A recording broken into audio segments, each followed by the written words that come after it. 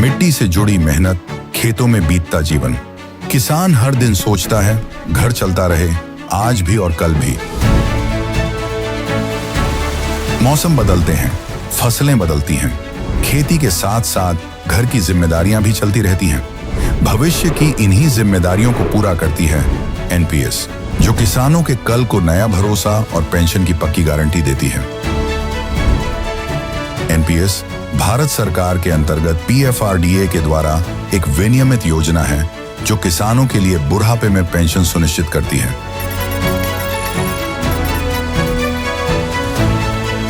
NPS खाता खोलने के लिए अपने नजदीकी सीएससी से संपर्क करें या 1800-1107-08 पर कॉल करें। पेंशन की पक्की गारंटी के लिए एनपीएस जरूरी है। नमस्कार, मी किरण नाईक आणि तुम्ही बघत आहात लोकमत। कॅप्टन भोंदूबाबा अशोक खरात या प्रकरणामध्ये खूप वेगवेगळे ट्विस्ट गेल्या 3 ते 4 दिवसांपर्यंत जे आहे ते आपल्या हाती आपण लोकमतच्या माध्यमातून पाहिलेलेच आहे। मात्र आता एक नवीन ट्विस्ट या संपूर्ण प्रकरणामध्ये आलेला आहे। तो ट्विस्ट म्हणजे या संपूर्ण प्रकरणात जी एंट्री झाली, ज्यांच्यामुळे हे प्रकरण उघडकीस आलं असं म्हटलं जातं, त्या अशोक खरात भोंदूबाबा खरातचा जो ऑफिस बॉय होता नीरज जाधव याच्यामुळे। खरं तर नीरज जाधव याच्यावर 2 महिन्यापूर्वी एका महिलेला ब्लॅकमेल केल्याप्रकरणी शिर्डीमध्ये जो आहे तो गुन्हा दाखल झाला होता आणि त्यानंतर हे प्रकरण खरं तर पोलिसांनी हाताळायला सुरुवात केली, कारण की नीरज जाधवला त्या दरम्यान पोलिसांनी ताब्यात घेतलं आणि त्यानंतर एक नवनवीन खुलासे जे आहे ते समोर आल्याचं देखील सांगितलं झालं आणि त्याच्यानंतर म्हणजे त्याच्या 1 ते 2 महिन्यानंतर या भोंदूबाबा खरातवर पोलिसांनी जो आपल्या कारवाईचा फास आहे तो आवळलेला आहे। आता हे सविस्तर प्रकरण काय आहे तेच आपण बघणार आहोत या व्हिडिओच्या माध्यमातून। नमस्कार, मी किरण नाईक आणि तुम्ही बघत आहात लोकमत। भोंदूबाबा अशोक खरात यांनी एका महिलेवर बलात्कार केल्याप्रकरणी नाशिकच्या सरकारवाडा पोलीस स्थानकामध्ये एक गुन्हा दाखल होतो बलात्काराचा आणि त्यानंतर नाशिक पोलीस फिल्मी स्टाईल या बाबाला रात्री त्याच्या बंगल्यातून राहत्या घरातून अटक करतात आणि हा बाबा त्या पोलिसांना जे आहे तो श्राप देतो। खरं तर ते प्रकरण सर्वच माध्यमांमध्ये आलेलं आहे, आपण वृत्तपत्रांमध्ये सोशल मीडियामध्ये देखील वाचलेलं आहे। मात्र आता त्याच्यामध्ये एक असा ट्विस्ट आलेला आहे की ज्या तेजस्विनी सातपुते ज्या एसआयटीच्या प्रमुख आहेत त्या या संदर्भात तपास करताना काल भोंदूबाबा आणि नीरज जाधव यांची समोरासमोर चौकशी झाल्याचं खरं तर सांगितलं जातं।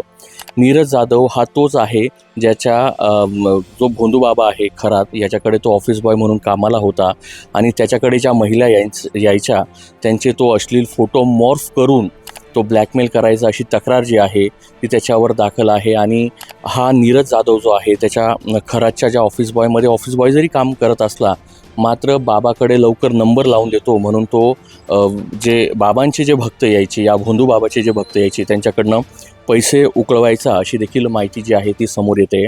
काल दोघांची समोरासमोर जी आहे ती एसआयटी पथकाच्या समोर म्हणजे 12 लोकांच्या समोर या ठिकाणी चौकशी झाली। भोंदूबाबा जो आहे तो नाशिक क्राईम ब्रांचने अटक केली, सरकारवाड्यात गुन्हा दाखल होता, क्राईम ब्रांचने अटक केली आणि हे तपास थेट एसआयटी जी आहे राज्य सरकारच्या वतीनं स्थापन करण्यात आली। 12 लोकांच्या या एसआयटीमध्ये खरं तर हा तपास सुरू आहे आणि काल भोंदूबाबा दुपारच्या सुमारास हिमांशू पोलीस क्लब या ठिकाणी भोंदूबाबाला चौकशीसाठी आणण्यात आलं आणि त्या ठिकाणी जो उपस्थित होता या चौकशी दरम्यान तो नीरज जाधव त्यांची समोरासमोर चौकशी करत पोलिसांनी जी आहे एसआयटीने जी आहे ती समोरासमोर चौकशी केल्याचं देखील सांगितलं जातं अशी आपल्याला सूत्रांकडनं देखील माहिती मिळालेली आहे। आणि ह्या ठिकाणी हा भोंदूबाबा जो आहे तो ह्या नीरज जाधव त्याचा जो ऑफिस बॉय होता त्याच्यावर तो भडकून गेला आणि त्यांनी त्याच्यावर थेट तिथे शिवीगाळ केल्याचं देखील जी सूत्रांकडनं जी माहिती मिळाली त्याच्यात देखील आपल्याला माहिती मिळते की त्यांनी थेट त्या नीरज जाधवला उलटं त्या ठिकाणी बोलायला चालू केल्यानंतर एसआयटीवाल्यांनी दोन्ही जे आरोपी आहेत, एक आरोपी जो कॅप्टन खरात आहे बलात्कार प्रकरणातला नीरज यांना वेगवेगळं ठेवलं आणि स्वतंत्र जी आहे ती चौकशी केली आणि तब्बल ही चौकशी जी आहे ती 7 तास चालली।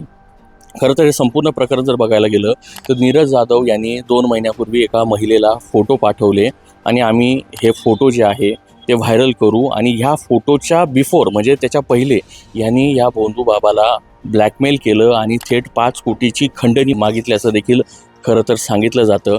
5 कोटीची खंडणी दे, नाही तर मी तुला बदनाम करेल, असं देखील या भोंदू बाबाला, या नीरज जाधव त्याचा जो पूर्वी ऑफिस बॉय होता त्यांनी सांगितलं. मात्र भोंदू बाबाने याला थारा दिली नाही. त्यामुळे ह्यांनी ज्या विक्टिम होत्या, ज्या महिला होत्या, त्यांना टार्गेट केलं की तू ह्या बाबांकडनं सांग की मला पैसे काढून दे. अशा प्रकारचं देखील हे प्रकरण असल्याचं देखील आपल्याला सूत्रांकडनं माहिती मिळते.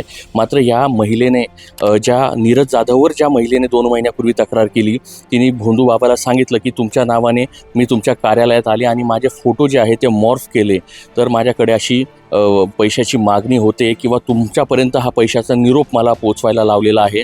मात्र त्यावेळेस देखील भोंदू बाबाने ह्या नीरज जाधवला थारा दिली नाही आणि त्यामुळे ज्या नीरज जाधववर त्या महिलेने जो 2 महिन्यापूर्वी गुन्हा दाखल झाला, तेव्हापासूनच या संपूर्ण प्रकरण जे आहे ते उजेडात आलं. कारण की हा नीरज जाधव कोणाच्या ऑफिसमधले फोटो आणि व्हिडिओ मॉर्फ करतात, हे प्रकरण जे आहे जेव्हा पोलिसांनी हाताळलं, तेव्हा त्या ठिकाणी पोलिसांना लक्षात आलं की हा आहे भोंदू बाबा कॅप्टन म्हणून घेणारा अशोक खरात. अशोक खरात याचे लागेबांधे हे नेते मंडळी, महिला आयोगाच्या अध्यक्षाच्या मोठ्या ठिकाणी त्याचे लागेबांधे असल्यामुळे नाशिक पोलिसांनी किंवा नगर पोलीस जे आहेत त्यांनी कोणत्याही प्रकारची रिस्क घेतली नाही आणि याचा जो आहे तो 2 महिने पूर्ण वॉच केला, स्टडी केली. तक्रारदार जे आहे या भोंदू बाबावर तक्रार दाखल करण्यासाठी तयार झाली आणि त्यानंतर हा जो भोंदू बाबा आहे तो पोलिसांच्या ताब्यात आलेला आहे.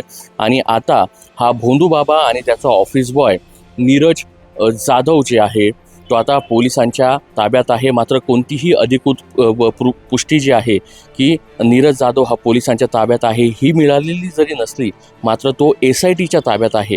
कारण की भोंदू बाबा जो आहे अशोक खरात हा CBI क्राईम ब्रांच युनिट 1ने अटक केलेली आहे. तर हा जो नीरज जाधव आहे तो SITच्या ताब्यात आहे आणि त्याची कोणतीही अधिकृत जी अटक आहे ती ह्या मिनिटापर्यंत, म्हणजे ही बातमी तुम्ही बघेपर्यंत ती समोर आलेली नाही आहे. मात्र असं देखील सांगितलं जातं की ह्या नीरज जाधव म्हणजे भोंदू बाबाचा जो ऑफिस बॉय होता, त्यानेच या बाबाला जे आहे ते गोत्यात आणलं आणि त्याच्याचमुळे हे संपूर्ण प्रकरण जे आहे ते उघडकीस आलं. आता ह्याबाबत 24 तारखेपर्यंत या भोंदू बाबाची पोलीस कस्टडी आहे आणि आज देखील त्याला SITच्या ज्या प्रमुख आहेत तेजस्विनी सातपुते यांच्यासमोर, यांच्या पथकासमोर चौकशीसाठी आणलं जाणार आहे. कालची चौकशी तब्बल 7 तास सुरू होती आणि आता ही चौकशी आज कधी सुरू होते आणि किती वाजेपर्यंत सुरू राहते हे पाहणं महत्त्वाचंच ठरणार आहे. मात्र या भोंदू बाबाच्या ज्या फार्म हाऊस असेल, घर असेल किंवा वेगवेगळ्या ज्या मालमत्ता आहे त्या मोठ्या प्रमाणात आणि कोट्यावधी रुपयाच्या ज्या मालमत्ता आहे त्या असल्याचं देखील समोर आलं आहे. आणि आता ह्यामध्ये आयकर विभागाची एंट्री होणार असल्याचं देखील सांगितलं जातं की या बाबाला कोणी पैसे दिले, कसे दिले आणि हा बाबा कोणत्या बिझनेसमध्ये, व्यवहारामध्ये, कशामध्ये पार्टनर आहे याची देखील चौकशी आता SIT पथक असतील किंवा आयकर विभाग असेल किंवा क्राईम ब्रांच असेल, या संपूर्ण माध्यमातून ह्या प्रकरणाचा आता छडा जो आहे तो लावला जातो आहे. आणि ज्या काही वेगवेगळ्या पोलीस स्टेशनमध्ये या भोंदू बाबांविरोधात आता ज्या आहे त्या हळूहळू तक्रार दाखल होतील आणि या खराचे पाय किती खोलात आहे त्याचा फास जो आहे तो पोलीस जे आहे ते आवळण्यासाठी तयार आहेत. कारण की अनेक महिलांवर लैंगिक अत्याचार केल्याच्या सांगितलं जातं आणि 100पेक्षा जास्त व्हिडिओ या भोंदू बाबाने त्याच्या कार्यालयामध्ये बनवल्याचं देखील सांगितलं जातं. एक तक्रारदार पुढे आल्यामुळे हे प्रकरण जरी उजेडत असलं तरी मात्र याची खोली जी आहे, याची लांबी जी आहे ती अरुंद आहे आणि मोठ्या प्रमाणात गेल्या 18 ते 20 वर्षापासून हा भोंदू बाबा आपली भोंदूगिरी जी आहे ती चालू ठेवली होती. मोठे नेते मंडळी असतील, अधिकारी असतील, जे उद्योजक असतील या बाबाच्या संपर्कात होते, त्याच्या दरबारात त्यांचं येणं जाणं होतं. कारण की सिन्नरचं जे मिरगाव आहे त्या ठिकाणी ईशान्येश्वर महादेवाचं मंदिर आहे, तिथं फार्म हाऊस आहे आणि त्या ठिकाणी ह्या लोकांच्या मीटिंगा घ्यायचा, बैठकी घ्यायचा आणि या नीरज जाधवमुळे हा बाबा अटकल्याची चर्चा जी आहे ती सध्याच्या परिस्थितीत आहे. मात्र याबाबत जी अधिकृत पोलिसांनी जी आहे ती पत्रकार परिषद घेतलेली नाही आहे.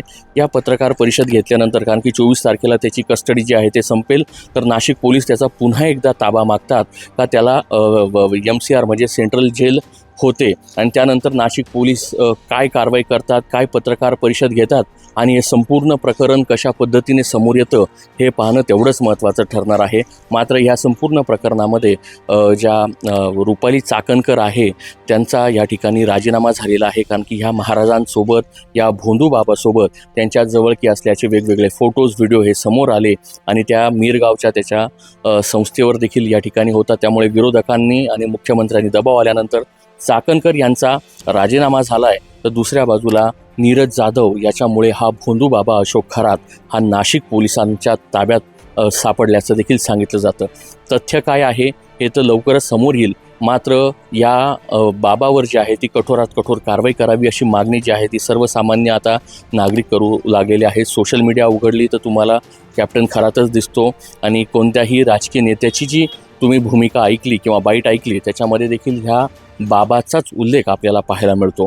त्यामुळे नीरज जाधव अजून काय काय नवीन खुलासे करणार, या बाबाबरोबर अजून काय काय बाबाबद्दल काय काय माहिती समोर येते हे पाहणं देखील तेवढंच महत्त्वाचं ठरणार आहे. आपल्याला काय वाटतंय या बाबाबद्दल ज्याही आपल्या प्रतिक्रिया असतील त्या कमेंट बॉक्समध्ये नक्की व्यक्त करा. मी किरण नाईक, लोकमत.com साठी नाशिक.